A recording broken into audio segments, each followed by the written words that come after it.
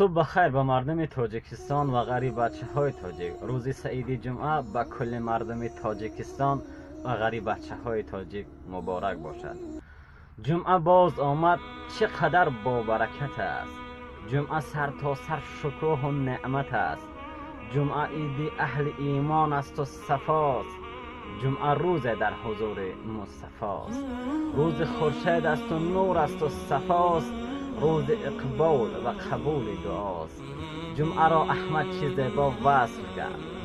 جمعه را احمد چیز با وصف کرد. جمعه را عید مساکین رسم کرد. یاد حق کن تا که حق یادت کند. راز حق کن تا که ابرازت کند. یاد حق کن، شکر حق کن، هر دم از همه مشکل ها رهایت کند. سربلند و خانه آباد باشین مردم تاجیکستان، هر جای باشین. السلام علیکم.